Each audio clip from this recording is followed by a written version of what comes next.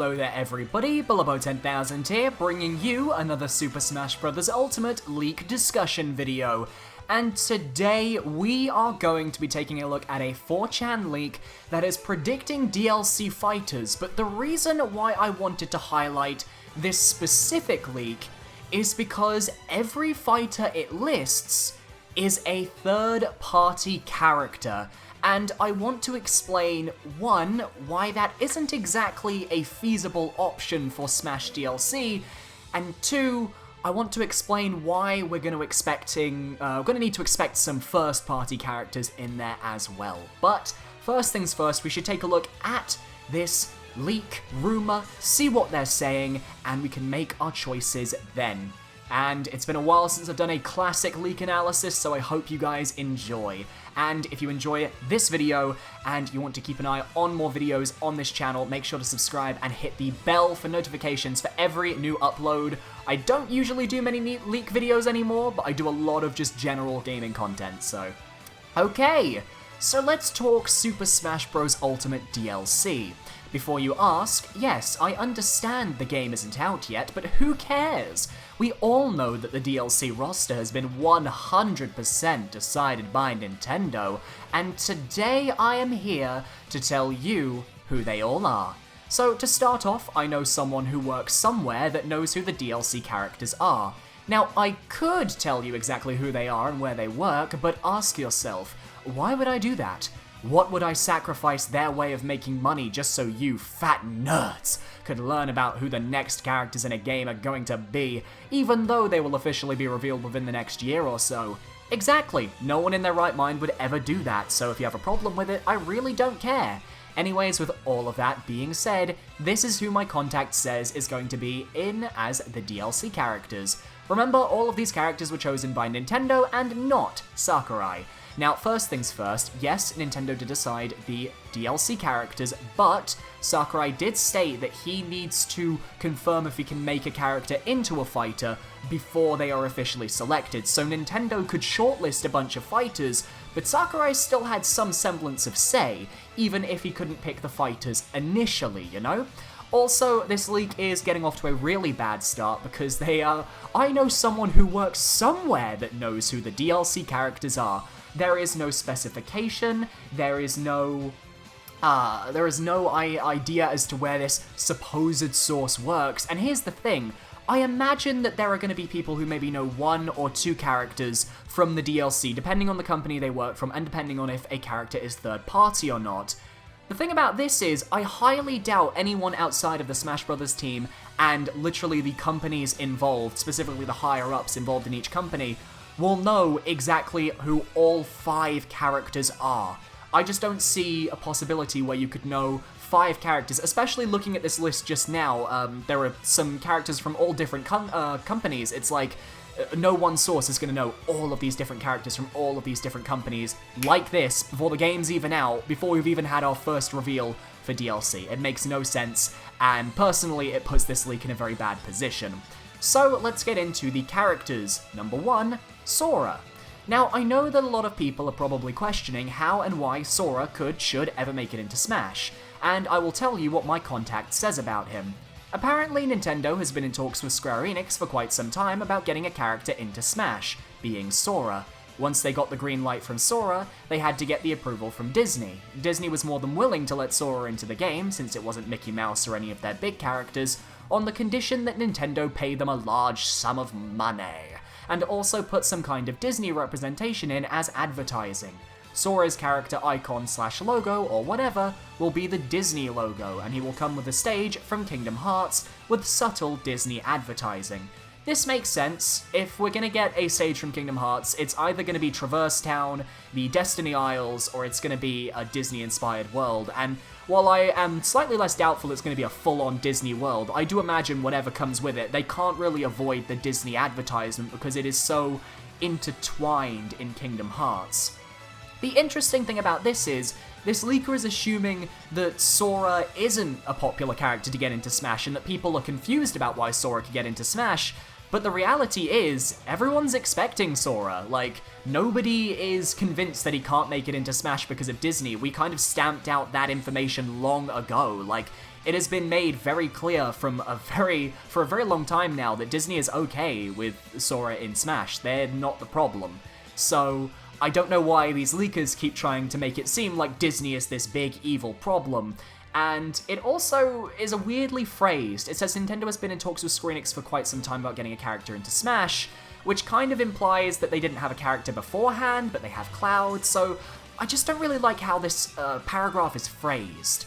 That being said, Sora is personally one of my expected characters. I think Sora or Geno could potentially get in as a Square rep. We know that Vergaben has been saying a Square Enix rep has been on the table for quite some time, and I could 100% see it being one of those two. Now, the second character is Rayman. Now, this one should have been obvious to every you of you by now. Don't know what that even means. Rayman has been in the past 2 Smash games as a trophy, and since Sakurai took away trophies and incorporated spirits, even more characters has been added. However, Rayman was not. We don't know that yet. We have seen the Rabbids, but no Rayman, and you want to know why that is? Rayman is playable. If you guys haven't realized this yet, Ubisoft does a lot for Nintendo. For the Switch alone, they have already developed 2 very successful games, those being Mario and Rabbids Kingdom Battle and Starlink Battle for Atlas. So of course, since they are making Nintendo happy with all this free money, Nintendo is going to do something for them, so they continue to do it. It's called business, people. Now, I actually do agree that Rayman is a potential candidate for DLC. A lot of people cited that he got into Brawlhalla and that was actually a problem, but Ubisoft kind of owns the company that owns Brawlhalla, so that doesn't really make any sense. Rayman, I think, makes sense as a character, but at the same time, we could still see him 100% as a spirit coming into this game.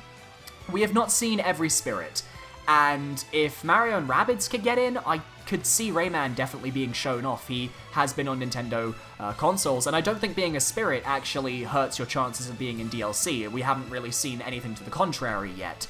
But I do think Rayman makes a lot of sense, and Ubisoft getting a character makes a lot of sense, because as this leaker says, they have developed 2 very successful games, and it would make sense for Rayman to be added at this point, especially given he had a lot of traction back during the ballot era because of Artsy Omni's leak.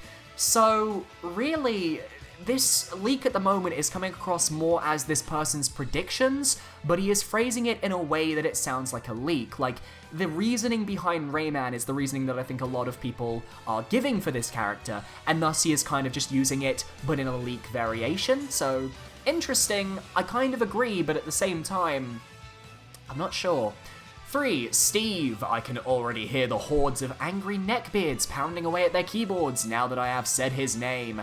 Yes, Steve is in, get over it. Do you people even understand how popular Minecraft is? Do you understand how much money it makes? Nintendo would be stupid not to do this. You guys may be all upset because you don't like Steve, but at the end of the day, Smash isn't a game about making us happy. It is a way for a business to make money, and Steve is going to do just that. What game do you think kids play more, Smash or Minecraft? But if they see Steve in Smash, they'll want Switches, and Smash, and the DLC, just to play as him. It's literally free money for Nintendo. Do you see what I mean when it sounds like this guy is just making predictions and just phrasing them as a leak? Do you guys see that? Because this stinks of that exact practice, and this guy is basically saying, screw you, Steve's in the game, it's good for business, blah blah blah. I don't agree with his sentiment that Smash isn't a game about making us happy, it's a way for a business to make money, because games need to make you happy for the business to work. If the game doesn't make you happy, then the business would never have taken off in the first place. They are not mutually exclusive, they can live together, and this leaker is clearly going for a very different sort of character, in that he is just kind of angrily shouting at everyone. But everything he's saying makes sense, but it's also just predictions. It doesn't feel like it's information that would be like relevant to a leak. It just feels like something that people like myself would say in a Smash speculation video. It's like something I would say and Rate Their Chances, for example, just without, you know, the swearing and the antagonism, you know? I agree.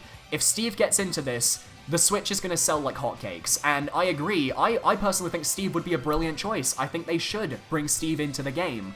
But at the same time, you have to deal with Microsoft, and you've got to pay a lot of licensing fees, not only for him, but for Rayman and Sora, and for the 2 characters coming up. So it's interesting to think about, and I will get to the reason why I don't think it's true at the end of this video, or at the end of the leak. So, character 4, Heihachi. Yeah, another one of those obvious characters. I shouldn't even get into this, but I'm going to. Heihachi got a Mii costume in Smash 4, and he is from one of the most popular fighting series ever. He would be right at home in Smash. Ryu and Ken made it in, so why shouldn't someone from Tekken?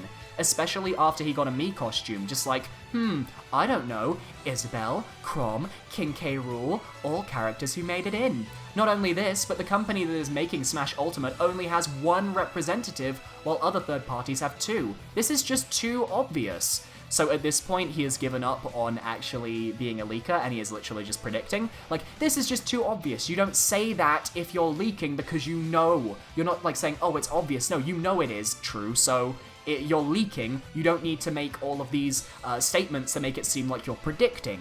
It's frustrating when people phrase their leaks like this because it makes them really hard to believe.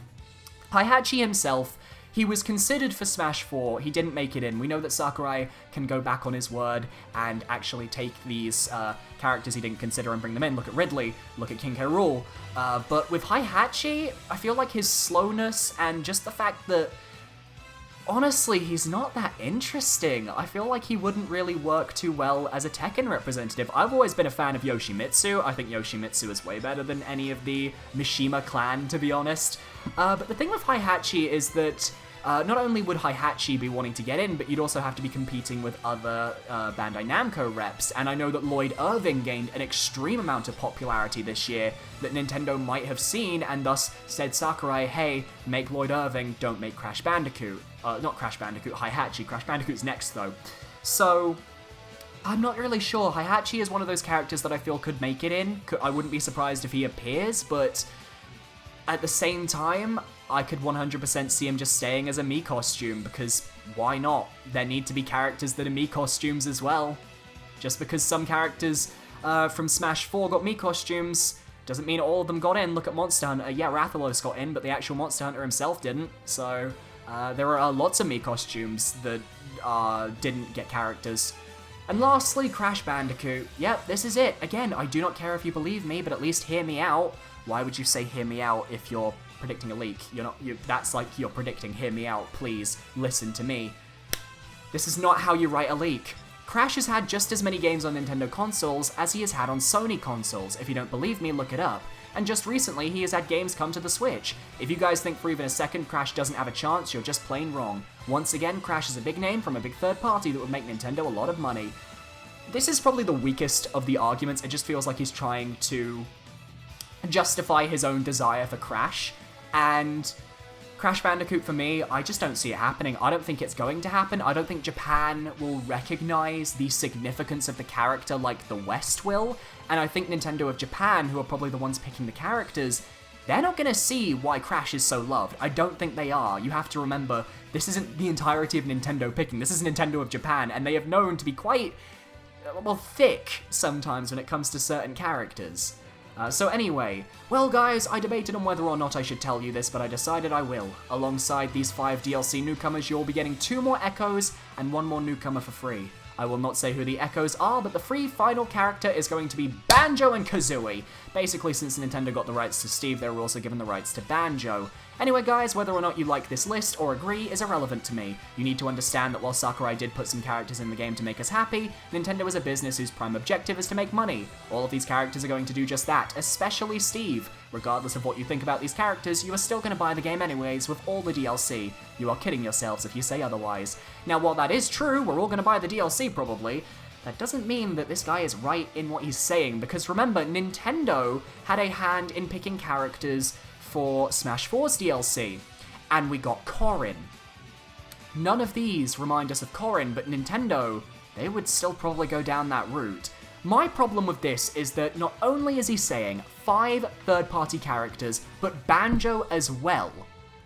And they're gonna give Banjo away for free? No, they're not! He will sell like hotcakes. They would never give Banjo away for free. And here is my problem with this entire leak.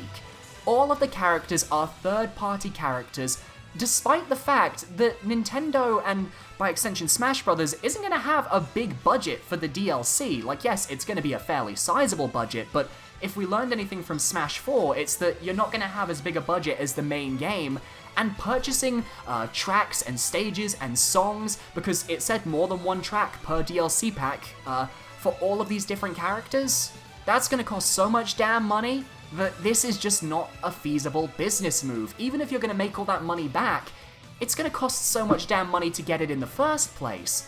And I don't see Nintendo passing up the opportunity to put in at least 1 or 2 first-party characters that they can use to advertise future games. Once again, I do think we could see a Generation 8 Pokemon or a Fire Emblem Three Houses representative to represent those franchises going into the Switch era. It just feels like the DLC needs to focus on both first and third party, and I don't think we're going to get 5 third-party characters. I just don't see it happening. It just doesn't make sense business-wise, and that is why I don't believe this leak. This leak is just saying Nintendo wants to make money. But at the same time, Nintendo is also about providing a good experience for the consumer. And yes, they are a business, they are not our friends. But at the same time, they have shown that they respect their customer, especially when it comes to Smash Brothers. And I just feel like this list at the moment, it's not realistic.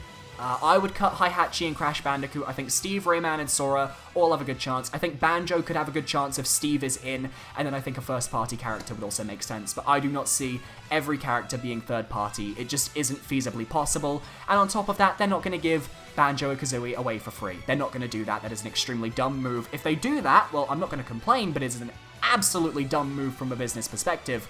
And 2 more Echoes. I mean, Sakurai didn't really say they weren't going to make new Echoes, but they never said they were either. Like, they made a fact to mention that the 5 characters being developed for DLC are not Echoes. So while I could definitely see us maybe getting another Echo or 2, I don't know. It just doesn't seem that feasible. This leak itself is just a mess. This person is just trying to be angry at everyone, and it doesn't work.